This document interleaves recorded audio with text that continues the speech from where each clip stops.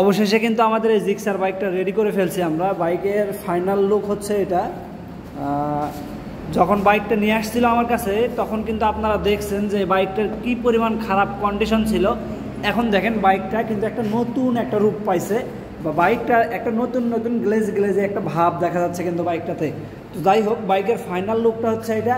আর বাইকটাতে কিন্তু আমরা একটা আনকমন একটা মডিফিকেশন করছি, সেটা হচ্ছে এই যে দেখেন, সবাই কিন্তু ব্ল্যাক স্টিকার করে এটাতে, আর আমরা এটাতে করছি 7 কালার কার্বন স্টিকার। আর এই 7 কালার কার্বন স্টিকারের কারণে বাইকের হেডলাইটটাতে কিন্তু একটা চমক আছে। আপনাদেরকে আমি একটু দেখাই। এই যে বাইকের হেডলাইটটা দিলাম, আপনারা একটু সুন্দর করে খেয়াল করেন। এই যে দেখেন বাইকের হেডলাইটের যে আলোটা সেটা কিন্তু বাইরে বের হবে না। আর এই হেডলাইটের আলোটা বাইরে না বের হওয়ার কারণে এই যে আমরা দুইটা ফগ ইনস্টল করছি এখানে, খুব মানে সূক্ষ্ম জায়গায় ইনস্টল করছি, আর এত সেফলি জায়গায় ইনস্টল করছি এটা কিন্তু সহজে কেউ ধরতে পারবে না যে এই বাইকটাতে ফগ লাগানো আছে। আর এই হেডলাইটের দেখেন, হেডলাইটটা দেখতে কিন্তু জোস লাগতেছে। এটা দিনের বেলাও যদি আপনি চালান তাও কিন্তু কারো চোখে লাগবে না, বা কোনো মানে কেউ বুঝতেই পারবে না যে হেডলাইটটা অন আছে। মনে হবে এটাতে কোনো একটা ডিআরএল, ছোটোখাটো একটা ডিআরএল ইনস্টল করা আছে। তো আপনাদেরকে আমি আবারও একটু দেখাই, এই হেডলাইটটা অফ করাই দেখাই। এই যে দেখেন আমি বাইকের হেডলাইটটা অফ করাই দিলাম। এখন দেখেন, আর এই হচ্ছে পার্কিং, শুধু পার্কিং এই অবস্থায় থাকবে। আর যদি আমি হেডলাইট দিই, হেডলাইট দিলে কিন্তু এই অবস্থায় থাকবে। তো যাই হোক, আপনাদেরকে আমি ফগগুলো একটু জ্বালাই দেখাই। হেডলাইটটা দেওয়ার পরে এই যে দেখেন ফগ আমি দিলাম, এটা হচ্ছে ইয়েলো কালার ফগ। আর এর মধ্যে হোয়াইট কালার যে ফগটা আছে এইটা দেখেন। এই যে দেখেন হেডলাইটের কিন্তু কোনো কাজ নাই, শুধু ফগ দিয়ে চলবে কিন্তু বাইকটা এখন।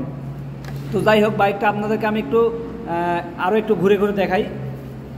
এই ইঞ্জিনটা কি পরিমাণ খারাপ কন্ডিশনে নিয়ে এসেছিল আপনারা কিন্তু অবশ্যই ভালোই দেখছিলেন। এখন দেখেন বাইকের লুকটা দেখতেই কিন্তু আলাদা রকমের লাগতেছে এখন, মানে বাইকটা দেখতেই এখন ভালো লাগতেছে। চালাইয়ে তো মানে সেই একটা পারফরমেন্স আসছে বাইকটাতে, সেই একটা ভাব আসছে কিন্তু বাইকটা চালাইতে এখন।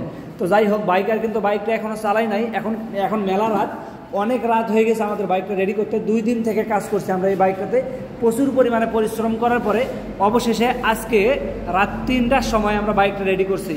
মোটামুটি এখন এই দেখেন আমাদের সব কিন্তু বন্ধ আছে, ওই পাশে দেখেন সব বন্ধ, কিন্তু বাইকের কাজ করছিলাম আমরা রাত 3টা পর্যন্ত, শুধু বাইকারকে ইমার্জেন্সি বাইকটা দেওয়ার জন্য। কারণ সামনে আমাদের ঈদের সিজন আসতেছে, বা ঈদে এরকম কাজ জমায় রাখা যাবে না, কাজ জমায় রাখলে সমস্যা।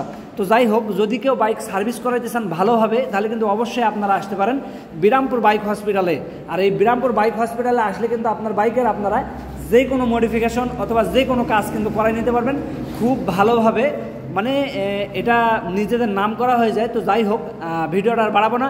যদি ভালো লাগে তাহলে অবশ্যই কিন্তু ভিডিওটা শেয়ার করতে ভুলবেন না, আর লাইক কমেন্ট তো অবশ্যই করবেন।